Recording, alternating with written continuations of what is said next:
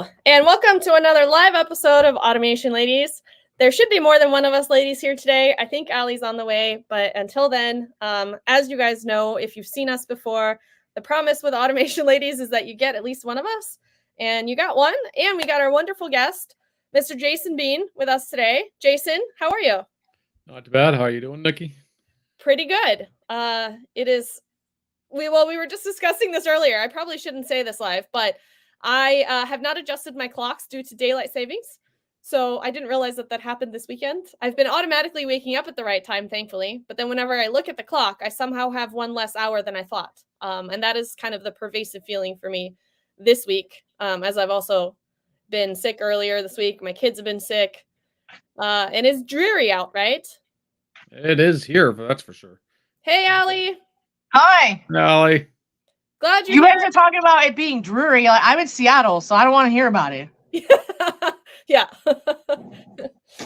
And I'm also from Hawaii.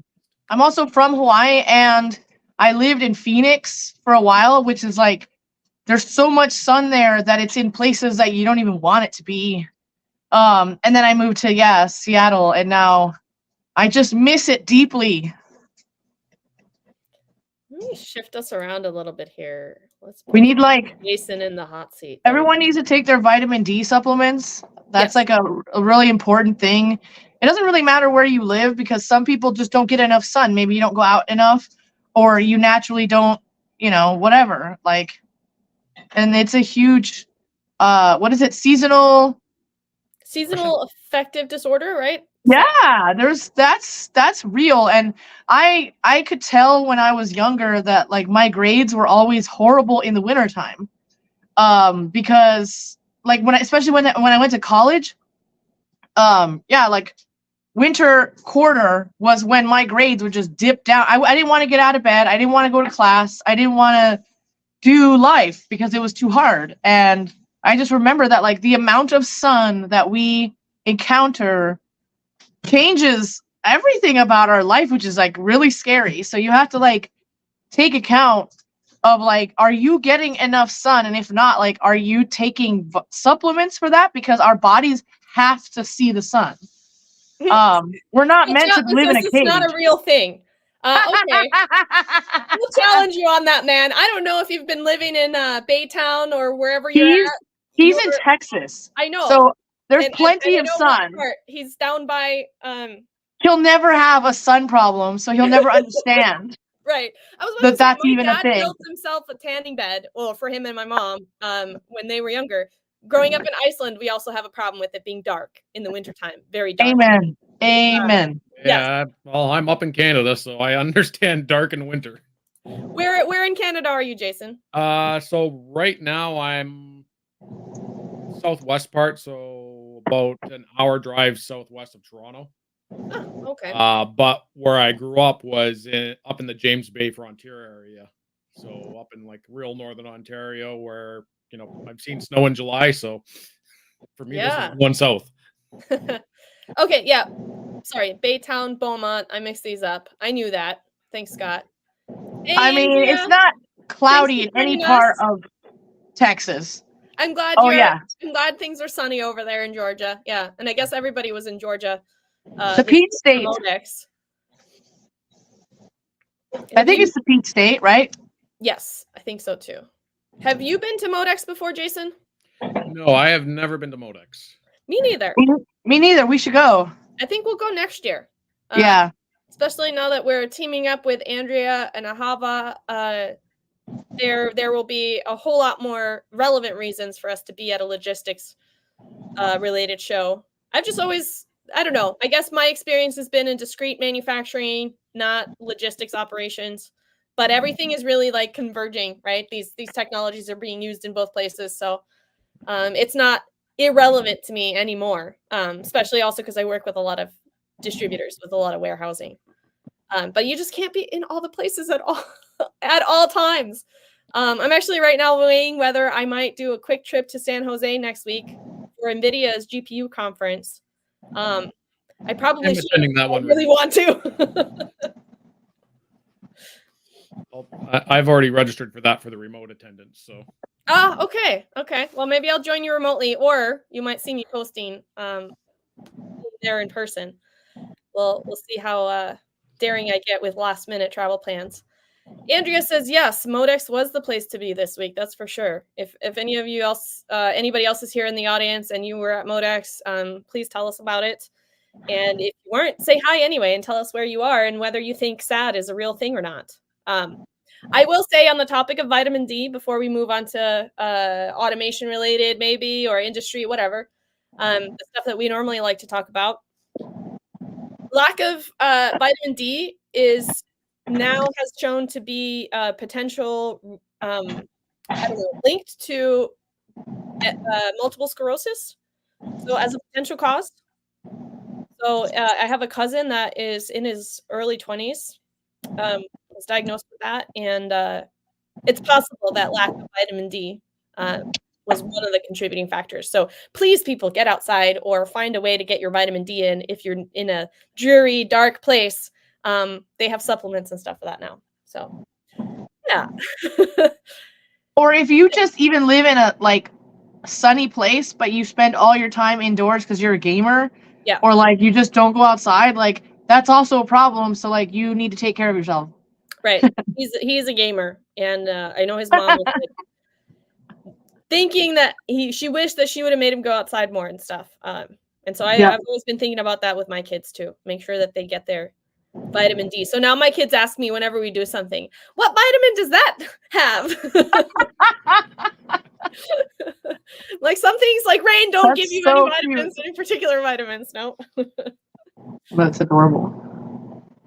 So Jason, do you want to tell us a little bit about, for those people in the audience or listening to this, it's going to be an audio recording and come out at the podcast at some point as well. Give a little introduction to yourself and kind of your background and how you got to be in, let's stick to kind of your day job for now, until we get to talking about everything else that you're doing. But as it relates to automation and Industry 4.0 and all that stuff, what's been your path to get to where you are? Okay, so currently my day job is the IoT market specialist for Pepperl and Fuchs factory automation division. So part of that is educating our customers on what digital transformation is, and also educating the P&F team on how to talk to their clients about it as well. Which is not easy. Getting here, well, that was an interesting one. So like I said earlier, I grew up in the James Bay Frontier area. So I grew up in a small pulp and paper mill town. Okay. Up in Northern Ontario, about 6,000 people population. One horse town, it was the paper mill and that was it. So I worked at that paper mill part-time to put myself through college. For me, that was going about a 4-hour drive south to a local college called Canadore College, where I studied robotics. Oh, very cool. Then from there, I went another 4 hours south to Toronto and started working for IBM. When I finished that, I at that point worked for Celestica, which was their manufacturing arm. Mm-hmm. 3 months after I started, they decided to sell off their manufacturing divisions. So I ended up staying with them for about a year and a half. I started off right on the production floor, right off on the SMT line as just a factory worker. Ended up on a job redesign committee when they got sold off, where we restructured the entire business unit. Mm-hmm. So we looked at how employees were hired. We looked at how they were trained. We looked at how production was scheduled, how raw materials were purchased, line layout, shipping, QA. We looked at the entire process for about a full year. I loved that job. I loved doing that whole process of looking at an entire system and how it worked from the technical perspective to the business perspective. Hmm. Um, Yeah, that's a pretty unique job or position to be able to be in. I mean, a lot of things converging there, just, timing, right place, right time, right? Because how do you even find a job that lets you do that kind of thing? yeah, and like that was fresh out of school. Yeah, that's crazy. So I was gonna say was it sounds like a really stressful job, but like you kind of like that. It sounds like. yeah. I definitely do. I like to be overloaded. Yeah, I was about to say, anybody that comes here and we talk about day job and then your other thing is you are the type of person that likes to take on a challenge. I don't think that's there's any two ways about that. Then you had the electronic market crash in the 90s there. So I lost that job. Couldn't find a job in manufacturing at that time, so I ended up getting into industrial construction and maintenance electrician. Did my apprenticeship, got my license. Due to my controls background with robotics and that, I very quickly transitioned into leading teams on, doing installs at, Toyota, Ford, GM. Did a lot of work with Coca-Cola, the brewery facilities. So I started becoming like the controls guy in the electrical company that would do all the commissioning, do the programming. Did that for a number of years until I had an accident that took me out of work for 7 years. Oh, wow. For 7 years, I could not use my arms at all. No kidding. I Wow. could not feed myself. I could not dress myself. Was it a situation where you knew that you would be able to regain that mobility back, or was it possible that you would, that would not improve? I saw a number of specialists, and a lot of them said I would never get full mobility back. Wow. I'm a stubborn person. Yeah. And I have 100% mobility back.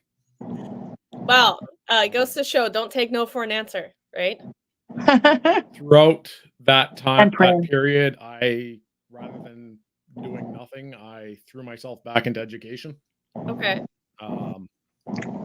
I took courses on management engineering, mechanical engineering, automotive engineering, organizational behavior, PMP, manufacturing leadership. Went back and also got an electrical engineering technologist 3-year diploma in process control. When I got back out to work, I ended up going to a Rockwell distributor as their motion specialist. Okay. So I spent a couple of years as a motion specialist helping machine builders design and size their servo systems. And then Kinetics. Yeah, it was a fun 2 years. Then from there, I went to Purple and Fuchs as an account manager, and then I think within about a year and a half, 2 years, I transitioned into being the digital transformation specialist because I had a wide breadth of knowledge across multiple industries, so I could see how the pieces fit together. Yeah, because that's kind of, again, I don't know if this is rare or not. I don't know everybody in the industry, but to have somebody that's worked across robotics, electrical, food and bev, pulp and paper, automotive, motor, sizing, like these are all skills that, like, put together, you have yourself a bit of a unicorn, right? Yeah. Very cool. And then, I also decided I needed to start my own company on the side because I just didn't So have let's enough. talk about that. When did that happen, and what pushed you to? Was it an easy decision, or was it something that you thought about for a long time before you pulled the trigger and actually did it? So let's just say I'm not the first time entrepreneur. Okay. Before I got injured, I was actually getting my master electrician's license, so I was going to open up my own electrical controls company. Okay. I had a number of contracts signed with some tier 1 manufacturers, and then I got injured. I couldn't work, so that kind of, you know, went away and disappeared. But what happened is I was speaking at IME South the first year IME South was running, and there was a panel on diversity, equity, and inclusion. Mm-hmm. And they talked about everything you hear in diversity, equity, and inclusion. I found out when I went back to university for management engineering that I was autistic. One of the professors noticed there was something different about the way that I learned. Mm-hmm. In class, I always had the right answer when it was like a verbal lecture, but when it came to written tests and all that, she was like, "Going, the result is," she says, "it's a different person." She says that these don't match. Yeah. Right. So she asked if I'd ever had a learning disability assessment, and never did. So at 37, I found out I was autistic, ADHD, and I had dyslexia. 37. Nice. Right. But so I asked the panel, because they were talking about everything else, and I said, "Well, what about people that are autistic? What are people doing to address this?" Yeah. Well, nobody on the panel really knew anything about it. Right? So when I left there, I kind of made the decision. I said, "You know what? I'm going to start my own company and educate people in the industry about autism, because autistic individuals go into engineering fields at twice the rate of the neurotypicals." Oh, that's really interesting. Yeah, I believe that. It was probably high, but twice the rate. That's actually that's higher than I expected, I think. it is. But they have an 80% unemployment rate. So, and autistic individuals are more likely to carry. They don't get along with their peers in the business because they can't, or it's difficult, right, for them to hold back the truth, because the truth hurts, right? And there is no way for them to be like, "Look, like, you suck, and these are the reasons that you suck." And so, like, by the way, like, recently, like, I met someone and I asked them, like, "Are you neurodivergent?" And he was offended. And, like, I would like to, like, help, be on the side of, like, I think, and I've been screened for ADHD, and she's like, "No, you just run high." But I don't think that I, like, have control of, like, the channels in my head even. And I believe that, like, really smart people that I've met in my life, like, have this thing going on where they don't have full control of how amazing their brains are, even though they can use them to do incredible stuff. Then they struggle with these other parts where it's just like, how do you not make other people angry? Or how do you not say something that was, like, a little bit too blunt, and, like, now everyone's mad at you? And that's, like, a really common thing with engineers even. And, like, I wonder how much of that is the fact that, like, because we say that engineers are not very good at sales and they're not really good with people. And, like, I wonder how much of that is just, like, the fact that, like, engineers are just really analytical, and so are the people that have neurodivergence. And so there is correlation doesn't equal causation, but, like, there's something going on here where, like, the people that struggle to, like, keep all their thoughts are just incredibly brilliant people. That's actually kind of neat. And I wish we could accept together that neurodivergence should not be something that's considered a diss. I wasn't trying to come after them and be like, "Oh, there's something wrong with you."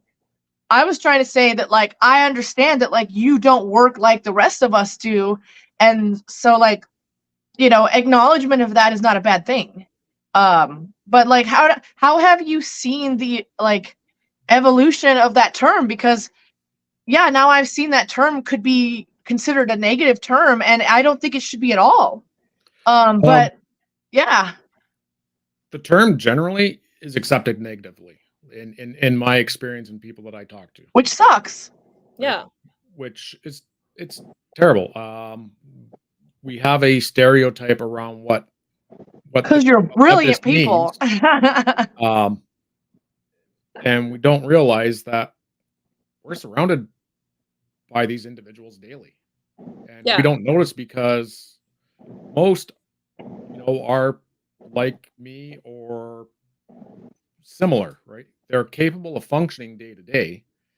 It's just, they have a few unique challenges that make it difficult for them to function in certain situations.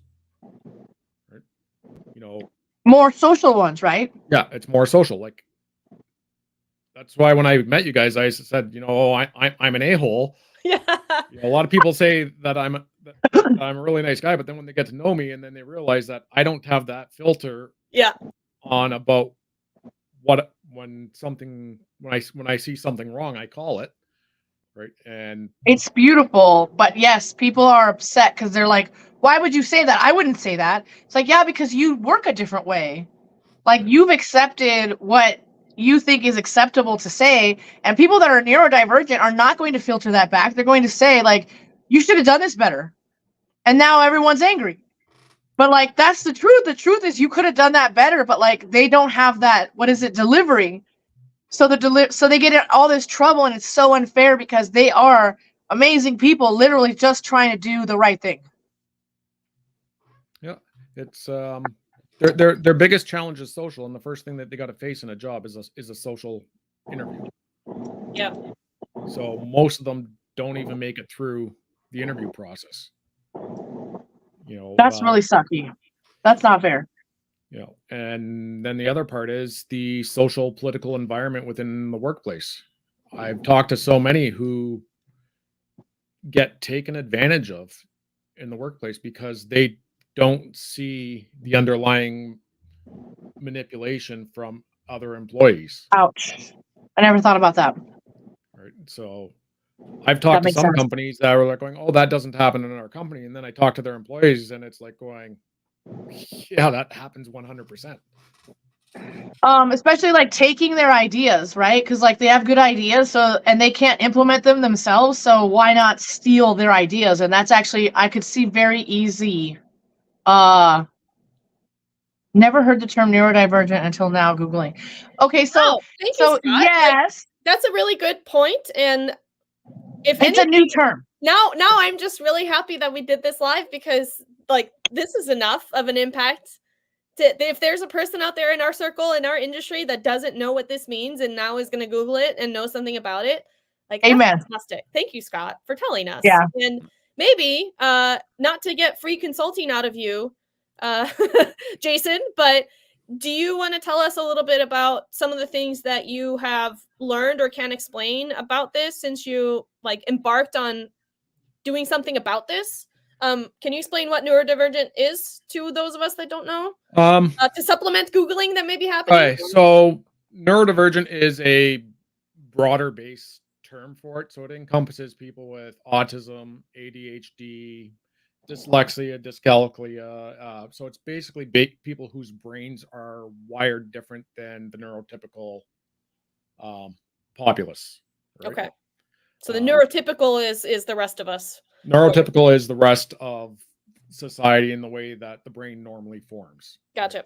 And neurotypical doesn't have issues normally with other people because we like figure that out way easier. Oh yeah, we just know what to say. People, learn to socialize at a very young age through mirroring.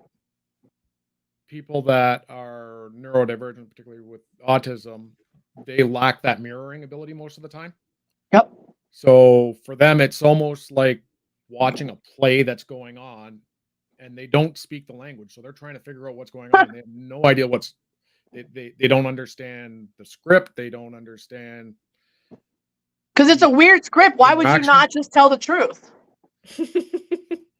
Why wouldn't you just be like, hey, look, this is messing up this, so let's talk about that? But it's like, well, that person has family members that are related to some other political party, and like that's a huge thing. They don't give a shit about political parties. Like they're like, well, but like, how do you solve the problem? And they're amazing at solving problems, but not socially. Oh, they're most neurotypicals that I've met have phenomenal problem-solving skills. And Yes. because they're not bound Yes. by the societal norms. They Bureaucracy, look at things from very yes. different perspectives, right? One of the things You want these people in your corporations. Oh yeah, On the people that like understand, people, salespeople, marketing people that are working on like the human psyche as part of your business. Those people need to see these guys be like, hey, but this is the real rules. Like, these are just facts. I'm just basing everything on facts. And you're like, okay, we have to meet halfway because they're not wrong. A lot of people will tell me that I don't appear autistic because I'm more social. Yeah. But then again, it comes down to once they get to know me and then they notice all the social faux pas that I commit, and it's like going, no, we don't want to talk to you anymore. So I'm used to getting ostracized by communities. It's become something I've grown used to, and I accept it. But if I can somehow use that to help bring awareness in and address the issue, then I'll keep pushing for it. So one of my unique traits is pattern recognition, right? Okay. So when it comes to geometrical patterns, I think in shapes. I can look at a mechanical drawing and I can actually build it in my brain and watch it entirely work and find out where all the flaws That's so are. cool. I don't need to know the math to do it. I can actually build it and visualize the whole process running in my brain, which is quite unique for, That is not neurotypical. No, that's not a typical way people think, It's a superpower, and we need to start seeing it that way. I suffer from face blindness. I don't recognize people that I know from their face until I actually assign and that will make people shape angry to them. Oh, Right. you assign a geometric shape. That's really interesting. Wow. But yeah, that That can is come amazing. across as a like a faux pas, right? Like, oh, you just don't care about me enough to remember my name. Yeah, they'll be mad at you. They'll just But be it like, really oh, well, doesn't- you don't care about society. It's like, yes, I do. I just have a way easier time like looking at math. Sorry. I've been married for 25 years and I still couldn't pick my wife out of a crowd. Okay, that's bad. That sounds funny. But like, yeah, now that understanding the reason, it is a very different thing to hear. After 25 years, I can't pick my wife's face out of a crowd. With the preceding information that we got, that makes a lot of sense. But like not being aware of the way that you actually think differently, you saying that sentence, asshole territory right away. Yeah. Right? Which is not fair, but yeah. No. You're immediately labeled. You're like, you tell the truth, you have no tact, you're mean, and you're an asshole.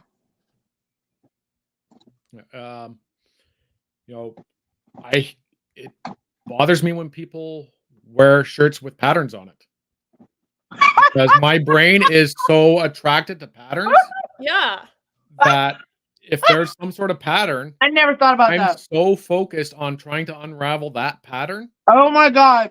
So what do you think about Ariat shirts? Because those are beautiful, like Texas shirts, like, but I bet that they piss you off, and like that's so funny. So hey, now that you just gave me a tip. Not that this will ever happen, but if I ever enter any kind of competitive situation with you, I know what I'm wearing. Wearing something with a pattern because it'll distract me enough that I have to try to figure out. I have to Oh my solve the pattern.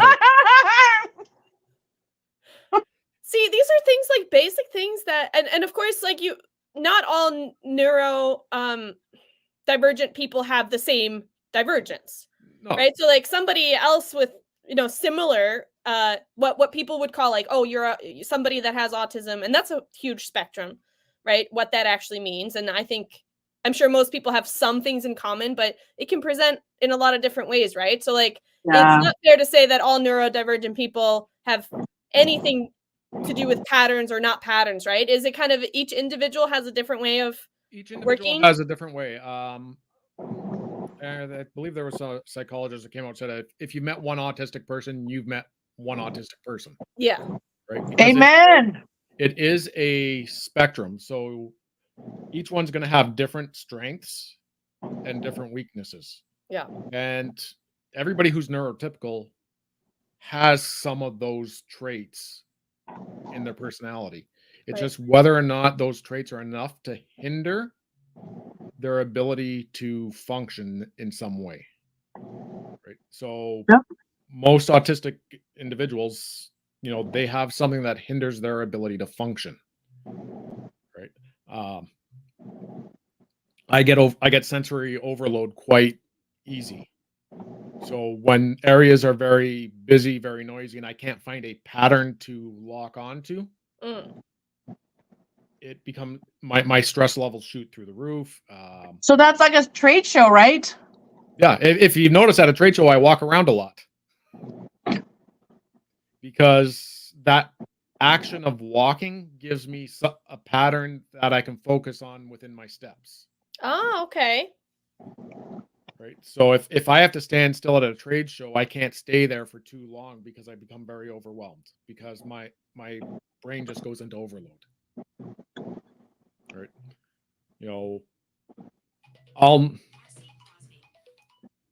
I'll never be a mechanic because I can't touch oils. Oh, okay. My psychological reaction to oils with the psychiatrist that diagnosed me said it's the same psychological reaction that she sees in rape victims. Oh my Wow. gosh, that's very strong. So Damn. I cannot touch oils at all. Okay. Well, I will never work on a acceptable- car. I will never be a mechanic at all. What about cooking? I can cook, but I don't touch the butter or the oil. Yeah. My Makes God. sense. See, I don't know. It's not a diagnosed thing, and it's in no way comparable. But I have a kind of a phobia of wet paper. And I've She gotten does. better with it over the years. She can't handle it. But I used to be able, like, if we go out to lunch and you would put your cold glass of water on a napkin and it starts condensating and the napkin gets wet. Like, I have a really hard time eating with that around me. So I can only imagine, like, my level of distress with wet paper is probably here compared to your level of distress with oil. Yeah. But yeah, I that's crazy. I've gotten a lot better with oil because I've realized it's a psychological reaction. So I can understand why I do it. So I work on trying to overcome that. Right. Right. I But- think once the knowledge helps you deal with things, right? Yeah. You can kind of you come up with a plan. love you that. know what's going on. And I love that it's you're willing to share it too. yeah, why it's so important to get this knowledge out there so that people that work with people with these differences can learn to appreciate their colleagues' traits rather than maybe mistakenly thinking that they're just being assholes. But then secondly, really it's companies, right, that can very much benefit from understanding how to identify and work with their neurodivergent employees, right? Or even bring them in. And most of the accommodations for a neurodivergent employee cost less than $500. Okay. Wow. So it's really not a cost. It's mostly just upside. Yeah, it really is just understanding the challenges that they face and removing those barriers. Yeah. Most, particularly on the autism, are very literal in their understanding, whether Yeah. it's spoken or written. They don't pick up the subtext. Right. I've actually learned that. So one of my household members, my brother-in-law, who's been my roommate for over 10 years, is also autistic and dyslexic and has ADHD. But unfortunately, he didn't get into a career ever, because even in high school, he was put in like special ed, and he wasn't supported well. It was just kind of like, hey, you're different. You can't really do things. Like, When I was growing up, I was told I would never graduate high school, and I'd be lucky to hold a Aw. job. yeah. And That's a great I point. he has certain strengths. been Like to MIT. a checklist to learn or a recipe or something to follow. He will become the most diligent follower of that process and be able to do it repeatedly and, consistently and on time. But you can't say, accomplish this without a process. But that's, again, he's very, like you said, you met one of them, right? I'm sure there's people with all kinds of different skills. Oh yeah, there's I have a question. skills within that community range from art to science to math to their interests are just as diverse as everybody else's. Right. Is there a test that you guys, I hope this is not offensive. You people. Whatever I say, I'm learning. If I make a boo-boo, please call me out on it. But like, is there a test that you can take that kind of tells you what your, things are? Like you said, she tested the oil thing and gave you some, Yeah, well, so there's an entire psychological assessment you have to go through, and it's not cheap. Okay. Right. It's not one day, it's multiple days. You go in, you get tested on a bunch of different things. You have a number of interviews with a licensed trained psychologist that specializes in this area. Right. So,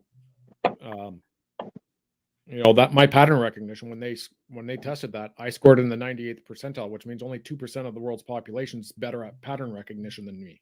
Yeah.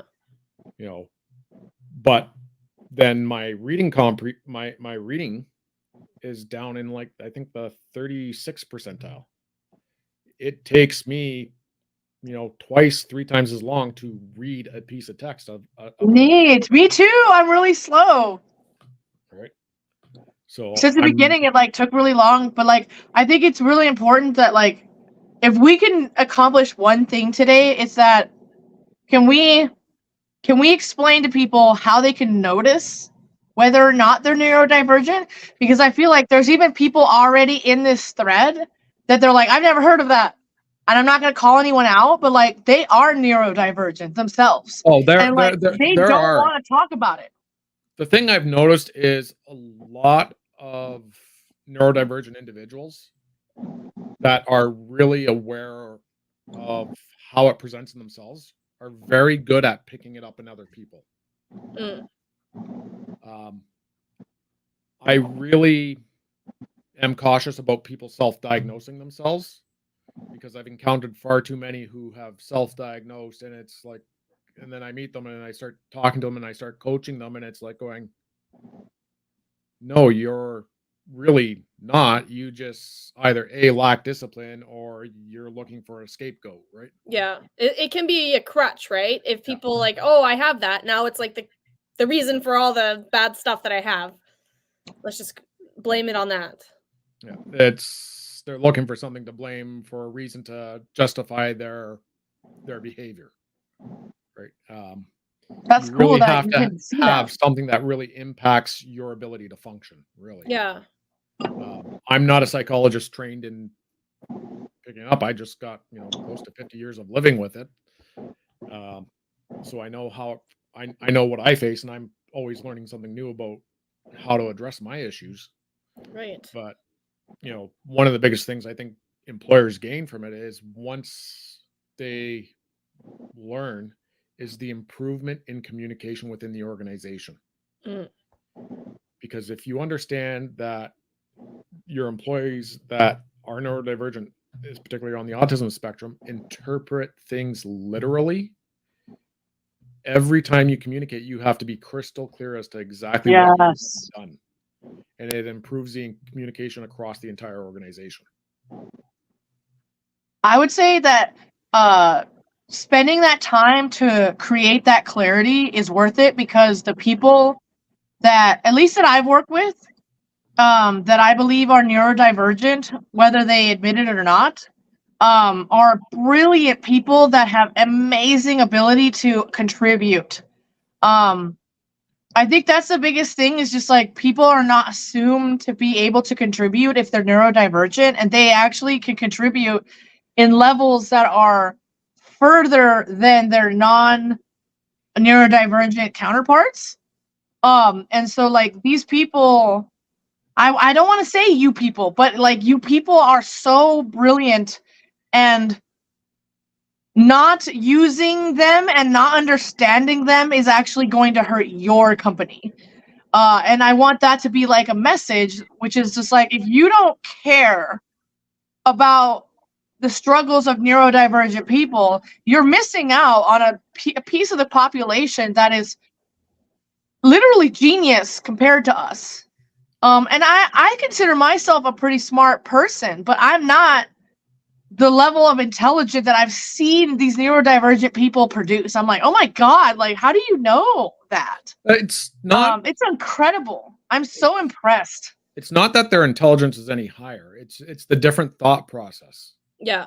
It's their way that they approach solving a problem. And they don't need to focus on the things I focus on, making people not angry.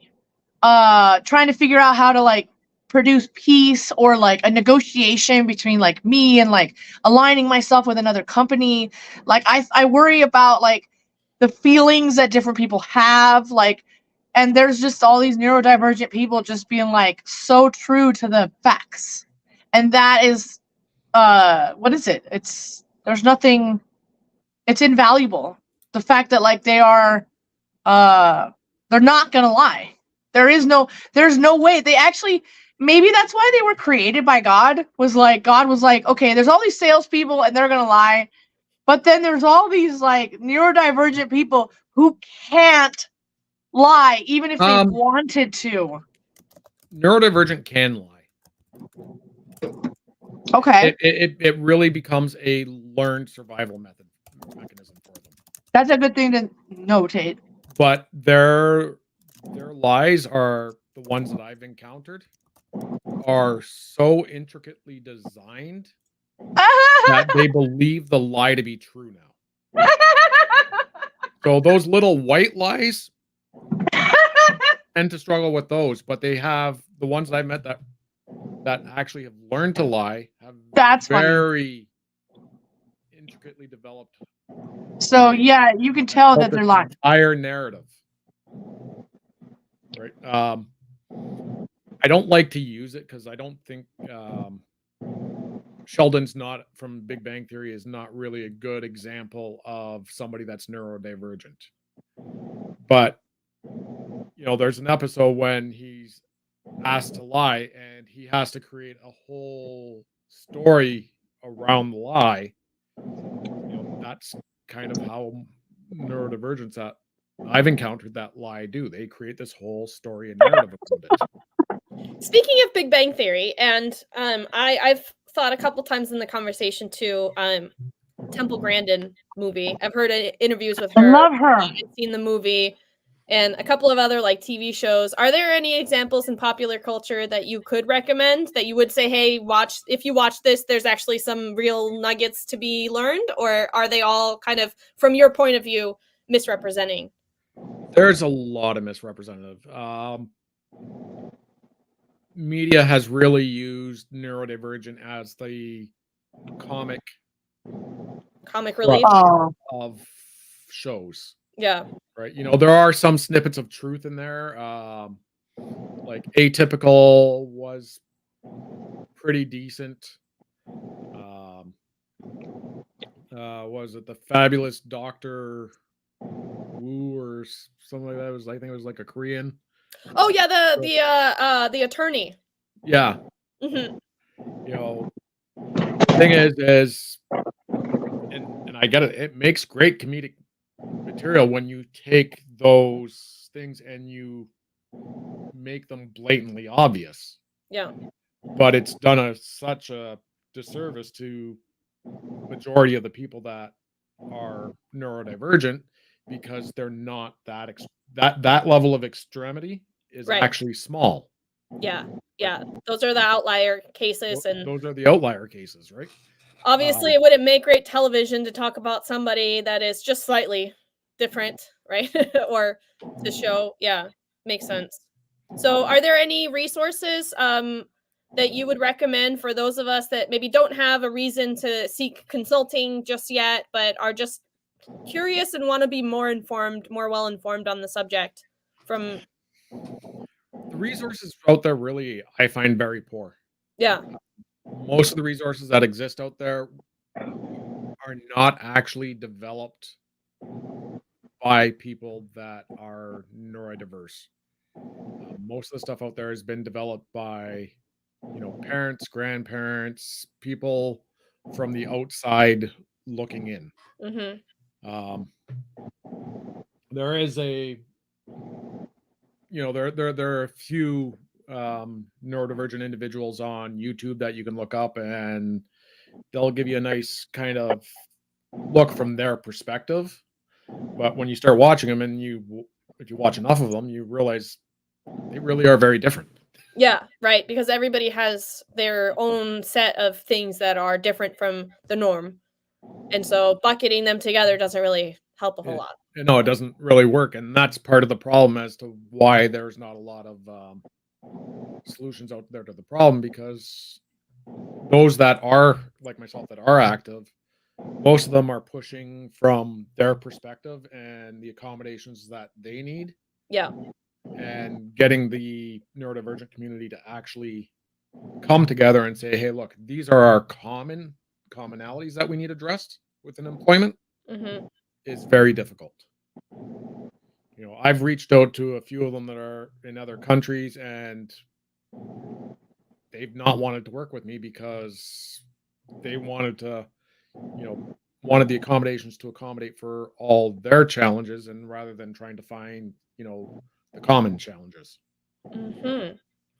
So I talk about this sometimes in tech, or it's just I feel like we're kind of getting to a point where mass personalization is more feasible, right? We're like seeing it more in manufacturing, in communications, all kinds of things, right? We can use AI or these different tools to tailor things to individuals rather than having to. Back in the day, we had to rely on things like, you know, the average male body at age 40, and base everything off of that, just because we didn't have the fidelity of information, the infrastructure to support anything but very kind of basic streamlined averages. Um, is there in Do you think, Jason, in this area, is there hope that these types of technological advancements open some doors to the more mass understanding of the personalized needs of neurodivergent individuals? Or is that like just me taking one thing from over here and one thing over here and smashing them together and it makes Part of what I've had to do for the last year with my day job is actually look at Chat GPT okay. and look at it ethically, and how do we use it within the organization. Mhm. Here's the great thing about Chat GPT. It's a phenomenal tool for those that are neurodivergent, because when it gives an answer, it is clear and concise in its answer usually. Yeah. Um, I've used it multiple times when people would send me something, and it's like going, I'm trying to understand what they're saying. I'll drop it in there, and it's like going, oh, that's what they mean. Right.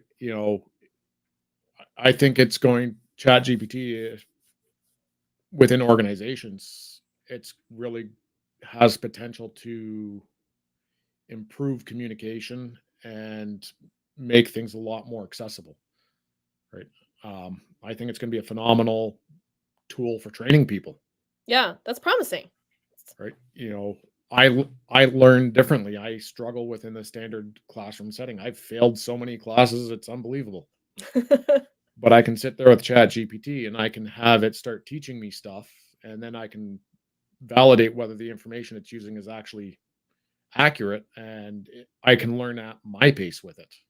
Well, because you can kind of train it to teach you, right? In the Yeah. ways that you respond well to. Yeah, that makes a lot of sense. So, in your work with Empath, can you tell us a little bit about what you're doing there, who you're working with, what you offer in if so that people that either are here or listen to this later can make the connection either for themselves, their organization, or maybe someone that they know, if perhaps you could be of help.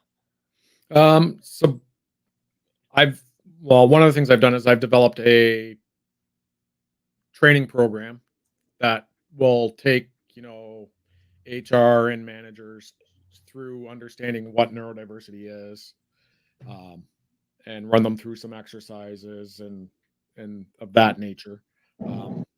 I'll go in and I'll do talks with organizations to, and I'll just be an open book with them and say, you know, there's no question that's off the table. Ask whatever you want about my personal experience or about, you know, what I've seen from the number of neurodivergent students that I have counseled throughout the years, because I do a lot of coaching of neurodivergence in post-secondary. Okay. So I, you know, when it comes to this topic, I'm trying to be as open and transparent as possible.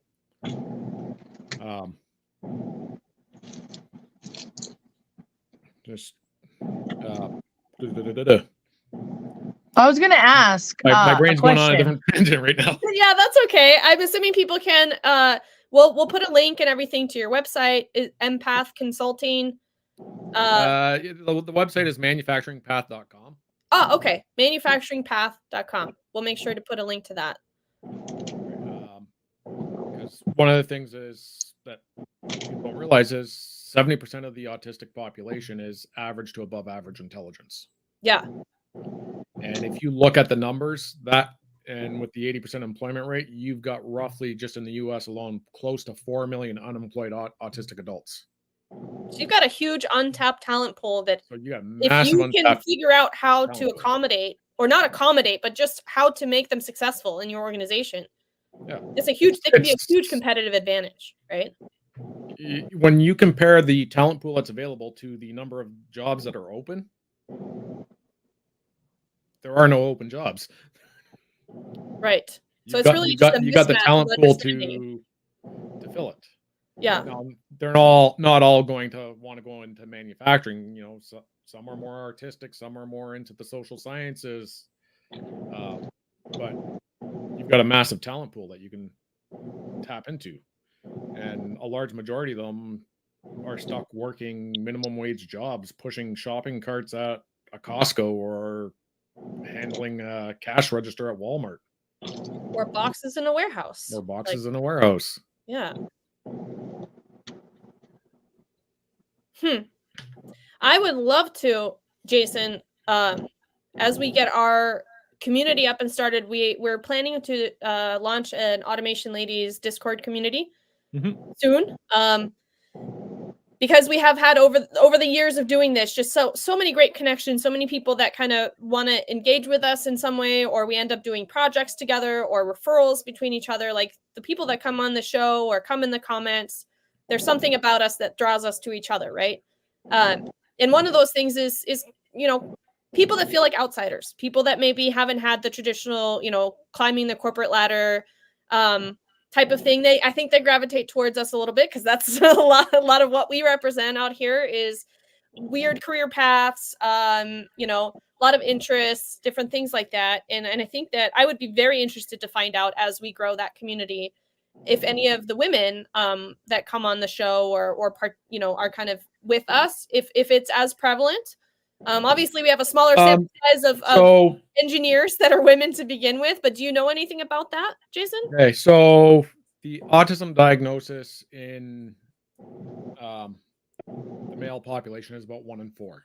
Okay. So about 1 in 4 males are autistic.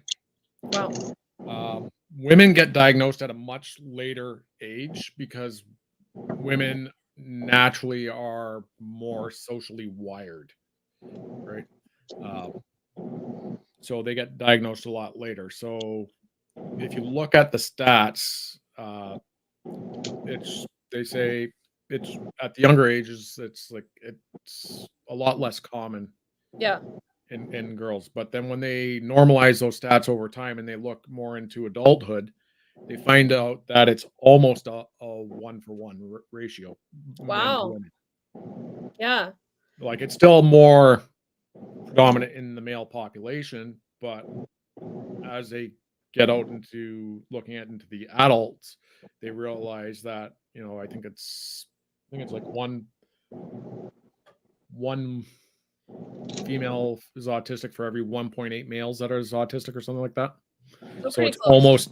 almost a 1-to-1 ratio. Yeah. So just if we can, I guess my current ask is join the community when we open it up, and we'll see. I would love for this to be a recurring topic that we just keep talking about because it's very important. We care a lot about DEI, but we only represent his Allie, although she doesn't look Hispanic, right? Women in a certain age range. We really don't represent much of the representation in terms of everything that we should be looking at, all kinds of people. So we are also wanting to learn, wanting to make sure that we understand and open our minds, and as we grow our respective organizations as well, it's professionally, it's an imperative for us to understand how to hire and train and scale a workforce that can produce above average results. Do you have any tips for small business owners that maybe can't afford a consultant, or these, it's hard when there isn't, like you said, the process is not simple for an individual to get diagnosed, let alone know kind of what their intricate, their special flavor is, so to speak. But from an employer standpoint, I know that I talked to a smaller integration firm recently about hiring, and they were, even doing things like personality assessments and, things like that. The cost gets prohibitive for small companies. Oh yeah, the cost is. Any tips?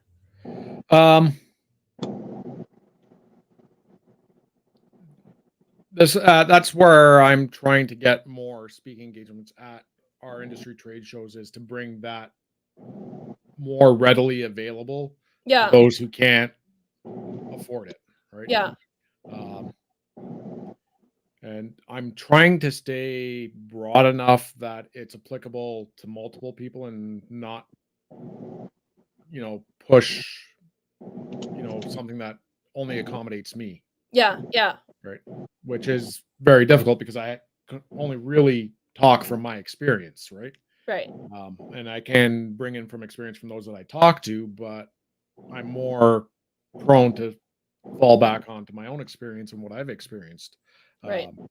Up until my diagnosis and before I went off injured, I averaged at least 3 employers a year. Wow. Because I didn't, I always thought it was my knowledge and skill set that got me let go from jobs. And then when I got the diagnosis and I started to learn about it, I was like going, oh, it wasn't my knowledge and skill set. It was my social skills are what caused me to lose my jobs. Yeah. I can also see examples of people like being passed over, like you said, taken advantage of, being told to do work that really isn't in the scope of their job, but they, do it because just the background stuff, the people's motivations that are not clear, like none of that is up front and center. This is fantastic. Thank you so much, Jason. I know we've talked about this before. I've been trying to follow along with what you're doing. I know you've been writing a lot, right? I write on all kinds of topics. I'm trying to wrap up my book on generative AI and its use within industry. Okay. And then I'm also trying to wrap up my book on neurodivergence. Okay. Right. So I've got 2 books on the go right now that both are in final editing, and I'm a little bit of a perfectionist, so I keep going through, and I have to just, at some point I'm gonna have to say, you know what, this is good enough. I have to push it through, right? Push it through.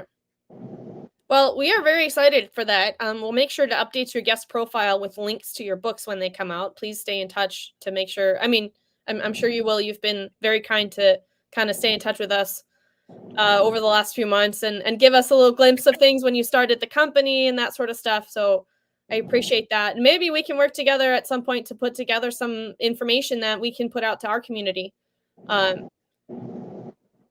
Raising awareness, I think, is number one. And I think, today just goes to show there's still plenty of people out there that just don't know about this. And to get that word out, huge. Pretty much taboo in a lot of circles. It's not talked about. It's just people ignore it. It's like going, oh yeah, I know somebody who is, and so what? Or too often I encounter individuals that are like going, "Oh yeah, well we accommodate for this," and then you start talking to them, and then you start talking to employees, and it's like, no, you don't accommodate for this at all. Yeah. Well, we are the place where we talk about all the things that people don't want to talk about. So, you have a platform here, my friend, to come back anytime. There's developments, updates, things you have on offer, things that you can, put out to educate people. We are all about that. We appreciate it. Are we going to be seeing you at Automate this year or any other shows? Obviously, trade shows are not your favorite place, but I know you go. Right now, it's looking like it's going to be a slow year for trade shows for me. Okay. I was at IME West. I will probably be at IME South. But Automate. IME South, where is that and when? Do you know? Charlotte, and in June, I believe it is. Okay. Right. So I'm not sure if I'll be at Automate yet. I have registered for it to attend it as a, just walk the floor type person, but I don't know if I'll be there on any other, in any other aspect. Yeah. Right? So.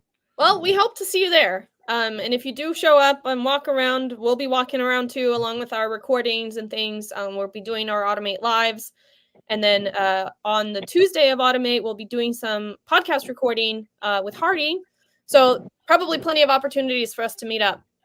But I look forward to the next chance we get to see you in person. And we would love to keep our community up to date about all the things that you're doing, your writings, any speaking engagements you have, any trainings you have. Is there anything, because it looks like we're at time just about now. Is there anything that you wanted to get across to our audience during this episode that we didn't cover or we didn't ask about? Because we tend to kind of take this conversation wherever we want to take it. I think we pretty much covered everything. I'm sure there'll be more stuff in the future. Yeah. It's an ever evolving topic, and I've got tons of things I love to talk about, especially when it comes around to Gen AI and where it fits into the industry. You get me on talking about that for at least a good 2 days. Okay, well, I think we might do a follow-up episode on that. Maybe we can time it around the time your book gets released. But we would love to have that conversation. I was actually just chatting with ChatGPT earlier, trying to help with some proposal stuff.